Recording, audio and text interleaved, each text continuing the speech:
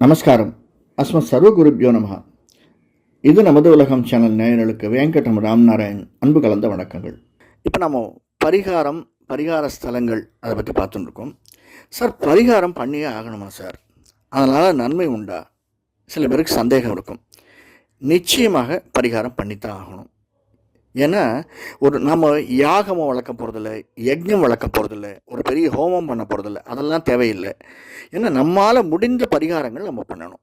இப்போது நமக்கு தலைவலி வருது அப்படின்னா ஒரு சின்ன பக்கத்தில் இருக்கிற நம்முடைய டாக்டர்கிட்ட போவோம், அல்லது டாக்டர்கிட்டே போக முடியாதவர்கள் தலைவலிக்கு மாத்திரை போட்டுப்போம்.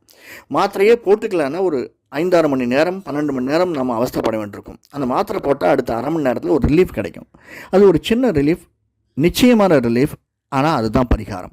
இதற்காக நம்ம போய் ஒரு ஆப்ரேஷன் பண்ணணுன்னோ ஒரு பெரிய மருத்துவமனைக்கு போகணுன்னோ அவசியம் கிடையாது. அந்த மாதிரி தான் யாகங்கள், யஜ்ஞங்கள். அதே மாதிரி நாம் பார்க்குறது சின்ன சின்ன விஷயங்கள் நம்ம செஞ்சு தான் ஆகணும். அது செய்யலைன்னா நம்ம அவஸ்தைப்படணும், அவ்வளோதான். இப்போ நம்ம பார்க்குறது அங்காரகன், செவ்வாயினுடைய தோஷ நிவர்த்திகள் பார்த்துட்டுருக்கோம். அதில் பலவிதமான ஸ்தலங்கள் பார்த்தோம். செவ்வாயே நம்ம வணங்கணும் அப்படின்னா யாரை வணங்கி வரணும்? மெயினாக 2 பேர். ஏன்னா மேஷத்திற்கும் விருச்சிகத்திற்கும் அதிபதியானவன், நாயகனானவன் செவ்வாய், அங்காரகன். அங்காரகனுக்கு அதிபதியாக விளங்கக்கூடியது முருகனும், இந்த பக்கம் நரசிம்மரும். சார், அப்போ மற்றவங்கள்லாம் நம்ம வணங்கினா இதுவாகாதா அப்படின்னா நிச்சயமாக ஆகும். நவகிரகத்தில் நாம் அதிகமாக பார்க்கக்கூடிய நவகிரகங்களில் அங்காரகன் நம்ம பார்க்குறோம், செவ்வாயின்னு. ஆனால் இப்போ நம்ம ஒரு ஃபைனான்ஸ் சம்மந்தமாக ஒரு கவர்மெண்ட் ஆஃபீஸுக்கு போனோம் அப்படின்னா அங்கே போய் மார்க்கெட்டிங்கில் தேட மாட்டோம். அக்கௌண்ட்ஸ் சம்மந்தமான அக்கௌண்ட்ஸ் டிபார்ட்மெண்ட்டில் தான் போய் கேட்போம். நமக்கு தெரிஞ்ச ஒருத்தர் மார்க்கெட்டிங்கில் இருக்கலாம், நமக்கு தெரியாமல் பல பேர் மேனேஜர் லெவலில், ஹை லெவலில் இருக்கலாம். ஆனால் இங்கே இந்த ஃபினான்ஸ் டிபார்ட்மெண்ட்டோ அக்கௌண்ட்ஸ் டிபார்ட்மெண்ட்டோ போனோம்னா ஒரு ரெக்வஸ்ட் பண்ணோம்னா அந்த கிளார்க்கை நமக்கு பண்ணி கொடுத்துருவார் அப்படின்னு ஒரு நம்பிக்கை வந்ததுன்னா நாமே மற்ற இடத்துக்கு போகணும். அந்த மாதிரி இங்கே அங்காரக தோஷம் இருக்குது. ஒரு சின்ன விஷயங்கள் நாம் பண்ணினா அந்த தோஷம் நிவர்த்தி ஆகிடும். அல்லது வீடு மனை வாங்கணும், அதற்கு முருகப்பெருமானையோ நம் அருகில் இருக்கக்கூடிய நரசிம்மரையோ நாம் எந்த விஷயத்தில் வணங்கி வந்தோம்னா அந்த தோஷ நிவர்த்தி ஆகும். திருமண தடை அதிகமாக இருக்குது, வெளிநாடு போக வேண்டிய தடை, வெளிநாடு போவதற்காக தடைகள் இருக்குது. இவையெல்லாம் நமக்கு நிவர்த்தி ஆக வேண்டும் என்றால் நாம் முருகப்பெருமானை வணங்கலாம், அங்காரகனை வணங்கலாம், நரசிம்மரை வணங்கலாம். நான் ஒவ்வொரு ஸ்தலத்திலையும் சொல்லியிருக்கேன் எப்படி அந்த அங்காரகனை வணங்க வேண்டும், அல்லது முருகனை வணங்கி வர வேண்டும், அல்லது நரசிம்மர் சன்னதிக்கு போனால் எப்படி வணங்கி வர வேண்டும் அப்படின்னு. ஒவ்வொரு சன்னதிக்கும் அல்லது ஒவ்வொரு திருத்தலத்திற்கும் நம்ம போனோம்னா அங்கே ஒரு 2-3 மணி நேரம் பெரிய ஸ்தலங்களாக இருந்தால், இப்போது திரு ஆவினன்குடி பழனியோ திருச்செந்தூரோ வைத்தீஸ்வரன் கோயிலோ பரிக்கலோ நம்ம போகிறோம்னா பெரிய பெரிய கோவில்கள். அங்கே போய் ஒரு நாம் பிரதட்சிணம் வந்தாலே 4 பிரதட்சிணம் செய்வது நலம். அப்படி வந்தாலே 2 மணி நேரம் ஆகிடும் கிட்டத்தட்ட.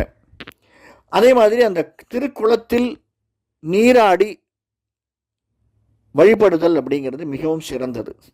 நமக்கு தெரிந்த ஸ்லோகங்களை அந்த இடத்துல சொல்கிறது, ஸ்தோத்திரங்களை சொல்லுதல் அப்படிங்கிறது மிக மிக மனதிற்கு நிம்மதியை தரக்கூடியதாக அமைந்திருக்கும்.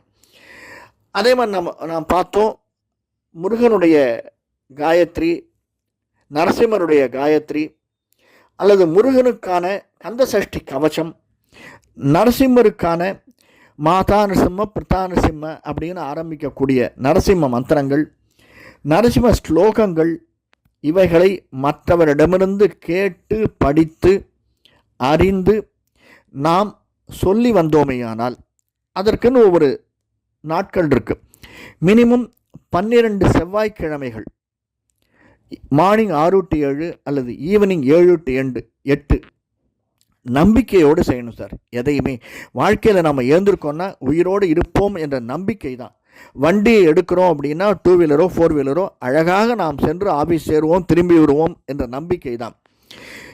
இந்த மாதம் அல்லது இந்த வருஷம் நம்ம எக்ஸாம் எழுத போகிறோம்னா அதில் நாம் நிச்சயமாக பாஸ் பண்ணுவோம் அப்படிங்கிற நம்பிக்கை. அப்படிப்பட்ட நம்பிக்கை இந்த ஸ்லோகங்கள் சொன்னாலும் நமக்கு நடக்கும் என்று நம்ப வேண்டும்.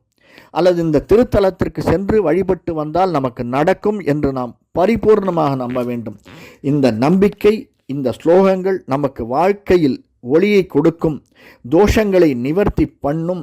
நிச்சயமாக நாம் வாழ்க்கையில் மிளிர்வோம், மலர்வோம். அதில் ஒன்றும் சந்தேகமே இல்லை. நன்றி, வணக்கம்.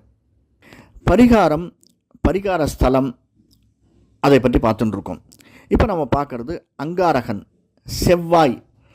நம்முடைய கட்டத்திலே மேஷத்திற்கும் விருச்சிகத்திற்கும் நாயகனாக விளங்கக்கூடியவன், பூமியின் காரகனாக விளங்கக்கூடியவன், மிக மிக வைப்ரண்டாக, சிவப்பாக, சூரியனுக்கு அடுத்தபடி செம்மையாக நம் வாழ்வில் செம்மையை தரக்கூடியவனாக விளங்கக்கூடியது அங்காரகன். சில பேருக்கு அங்காரக தோஷம் இருக்குது அப்படின்னு சொல்லுவார். அது கட்டத்தை பார்ப்பவர்களுக்கு தெரியும். 8-12 6-8-12 இருந்தால், இந்தந்த இடத்துல இருந்தால் அங்காரக தோஷம். அந்த அங்காரக தோஷ நிவர்த்திக்கு அங்காரகனை நாம் வணங்கி வர வேண்டும். அங்காரகனை நவக்கிரகத்தில் நாம் வணங்கி வரலாம். ஒவ்வொரு கோயிலில் சில சிவஸ்தலங்களில் பார்த்தோம்னா, முருகனுடைய ஸ்தலங்களில் பார்த்தோம்னா நவக்கிரகங்கள் இருக்குது. அந்த இடத்துல அங்காரகனை நாம் வணங்கி வரலாம். எப்படி சார் வணங்கணும்? செவ்வாய்க்கிழமைகளில் மார்னிங் 6 to 7 அல்லது ஈவினிங் 7 to 8 அங்காரகனுக்கு பூஜை செய்து ஸ்தோத்திரம் செய்து வணங்கி வரலாம். அல்லது அங்காரகனுடைய காயத்ரி, ஓம் வீரத்வஜாய வித்மஹே விக்னஹஸ்தாய தீமஹி தன்னோ பௌம பிரச்சோதயாத் என்பது அங்காரகனுடைய காயத்ரி. இந்த காயத்ரியை 108 முறை சொல்லி வேண்டி வணங்கி வழிபடலாம். சார், முதல்ல நம்பிக்கை வேணும் சார் எல்லாத்துக்குமே. நம்ம கார்த்தால ஏந்திருந்தோம்னா இந்த உலகத்தில் நன்னா இருப்போம் அப்படின்னு நாம் நம்பணும். வண்டி எடுக்கச்சேவே இன்றைக்கி வண்டி இடிச்சிரும், நம்ம கீழே விழுந்துருவோம் அப்படின்னு நம்ம நினைக்கிறதில்ல. நல்லபடியாக போவோம், நல்ல பைசா சம்பாதிப்போம், நல்ல வீடு மனை வாங்குவோம் அப்படின்னு தான் நம்ம நினைப்போம். அந்த நம்பிக்கை தான் வாழ்க்கை. அந்த நம்பிக்கையை கொடுப்பது தான் நமது தெய்வங்கள். அந்த நம்பிக்கை நம்ம உள்ளே இருக்கணும். அந்த நம்பிக்கை இருந்தால்தான் நாம் செய்யும் செயல்கள் கடை தேரும். நம்பிக்கை இருந்தால் தான் நம்ம எக்ஸாமில் போய் உட்கார்றோன்னா நம்பிக்கை வேணும் சார். இன்றைக்கி இந்த நாம் எழுதுகிற எக்ஸாம் நமக்கு 90% 99% நமக்கு கொடுக்கும்னு நம்ம முதல்ல நம்பணும். எல்லா கொஸ்டினும் நம்மளால் ஆன்சர் பண்ண முடியும் அப்படின்னு நம்பலாம். நம்பிக்கை தான் வாழ்க்கை. அதே போன்று இந்த பரிகாரம் செய்தால், இதை சொன்னால் நமக்கு நம்பிக்கை கிடைக்கும், நமக்கு வாழ்வில் ஒளி கிடைக்கும் என்று நம்பணும். நம்பி செய்தோமேயானால் நிச்சயமாக நமக்கு வெற்றி நிச்சயம். அது ஒன்றும் சந்தேகமே கிடையாது.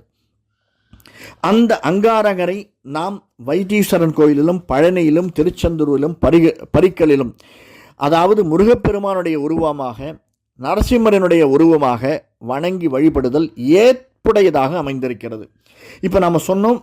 அது தவிர பழனிக்கு போனோம்னா கல்பத்ருமம் பிரணமதாம் கமலாருணாபம் ஸ்கந்தம் புஜத்வயம் அநாமய மேகவக்திரம் காத்யாயனி பிரிய சீதம் கடிபத்த வாமம் கௌபீன தண்டதர தட்சிண ஹஸ்தபீட்டே என்று பழனியாண்டவனுடைய தியான ஸ்லோகத்தை நாம் வழிபட்டு வருவோமேயானால் அங்காரனுடைய தோஷம் விலகும். அது தவிர ஸ்ரீ கணேசாய நமக என்று கணேசனை மகாபாரதத்தில் ஒரு மகாபாரதத்தை எழுத காரணமாக இருந்த வியாசருக்கு உதவியாக மகாபாரதத்தை எழுதி கொடுத்தவர் கணேசர், விநாயகர். நமக்கு மகாபாரதம் கிடைக்க வழி செய்தவர்களில் இவரும் ஒருவர். அதனால் அனைத்து விதமான தோஷங்களும் நீங்க, அங்காரக தோஷம் நீங்க, கணேசனையும் நாம் வழிபட்டு, முருகனுடைய சகோதரனாக இருக்கக்கூடிய கணேசனையும் வழிபட்டு வருவோம். முருகனையும் நரசிம்மரையும் வழிபட்டு நம் வாழ்வில் ஒளிபெறச் செய்வோம், ஒளியை ஏற்றுவோம். நன்றி, வணக்கம். நன்றி. இந்த காணொளி பிடிச்சிருந்தேன்னா லைக் பண்ணுங்கள், சப்ஸ்கிரைப் பண்ணலாம் சப்ஸ்கிரைப் பண்ணுங்கள், ஷேர் பண்ணுங்கள். வணக்கம்.